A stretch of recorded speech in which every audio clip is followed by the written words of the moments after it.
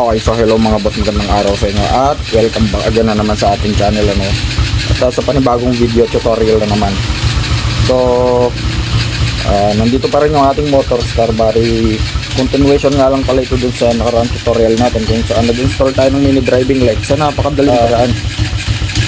Hindi na tayo gumamit ng relay so ayan siya, commander naman yan mga boss. Ito nga pala yung mini driving light natin.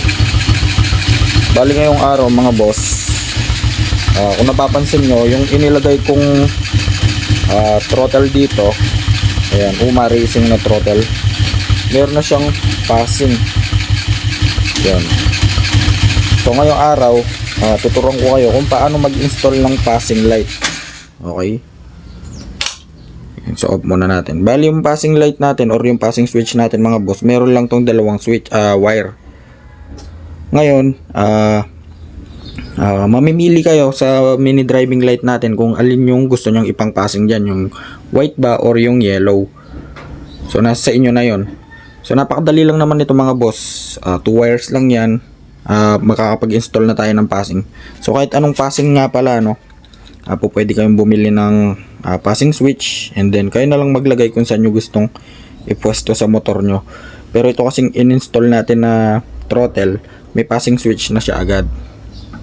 Okay, so kapag ka sinabing passing mga boss, ito yung nagbi-blink ibig sabihin kapag ka tayo yung nanghihingi ng daan or tayo yung magbibigay ng daan. So napakalaking tulong nito, especially sa mga alanganin or paliko. Well, mabalik tayo sa topic mga boss.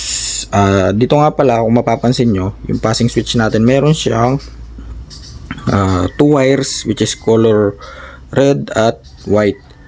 So para hindi na tayo malito, so yung red, yan yung itatap natin sa ignition switch. Okay, kung saan tayo nagtap ng main supply ng ating domino switch. So dyan tayo magtatap. So yung red dyan natin itatap. Bakit ba tayo dyan magtatap mga boss? Ba't hindi na lang dun sa upper part dito sa may mga wires? So ito kasi mga boss, itong ignition switch, napakamura lang yan at napakadaling palitan kapag ka dyan tayo nagtalop or nagbakbak or nagtap kumpara dito sa mga wires na to. So kapag ka dyan tayo nagtalop or nagbakbak tapos binalutan natin ng electrical tape, hindi natin malalaman na mayroon na palang nakatap dati dyan So mas madali dito, tsaka napakadali lang palitan nitong ignition switch kumpara dito. At the same time, napakamura lang ng ignition switch kumpara dito sa buong wire harness. Kaya kung mapapansin nyo sa lahat ng tutorial ko, dito talaga ako nag-i-install or nagtatap sa upper part sa may bandang ignition switch. Okay, kasi kapag pinaghiwalay na natin to, ayun, so yung ignition switch na lang ang matitira. So yung wire harness natin, hiwalay na yan na walang talop. So ibig sabihin malinis yan. Okay, so mabalik tayo sa topic. Ayun, natanggal nga yung wire natin. So idikit ko lang saglit. Okay, so ito na mga boss. Ayan. So mabalik tayo sa topic So balik tayo dito sa wire ng ating passing switch. Kung mapapansin nyo, meron siyang red at white. So yung red wire, itatap na natin yan dito sa accessories wire. Dito sa may pure black.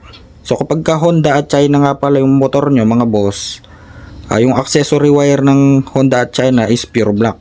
Kapag ka Yamaha naman, kulay brown. And then kapag ka Suzuki, kulay orange.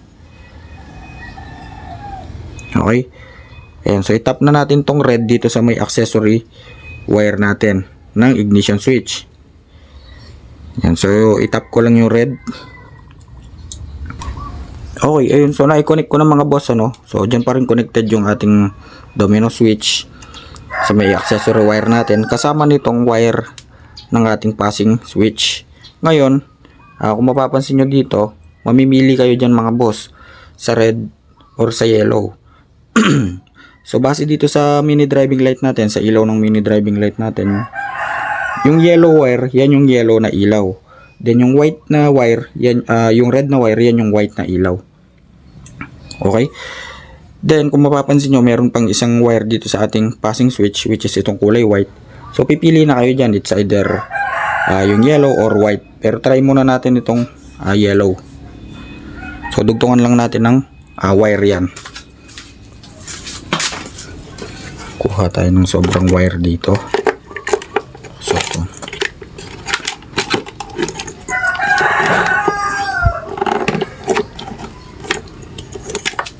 Ayan.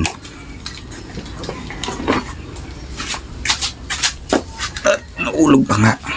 So i-connect na agad natin to sa yellow, itong isang wire.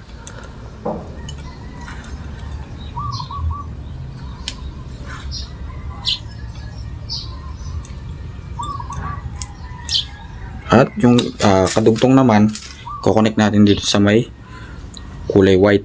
Ayan.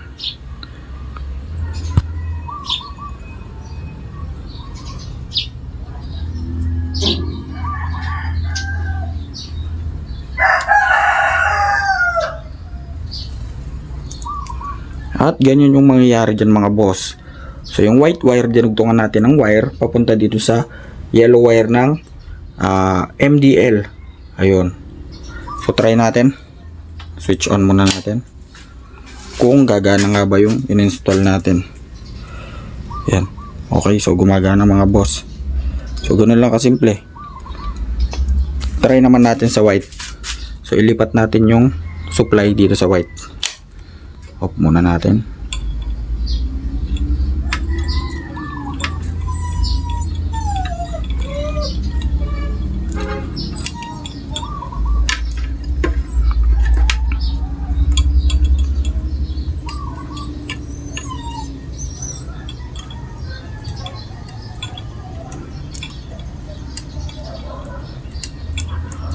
Ayan. So nalipat na natin sa white. And try muna natin siya. Kung gagana ba. So gumagana pa rin mga boss. Ayun. So ganun lang kasimple mga boss. Ganun lang kadali mag-install ng passing, no. Basta passing lang, walang busina. So kapag may busina kasi, gagamit na tayo ng diode dyan. Okay, so sa mga susunod, gawa naman natin ng video tutorial yun, yung pag-install ng passing nakasabay ang busina, stock horn at dual horn. Yan, kung mapapansin nyo, nakabang na yung dual horn natin dyan.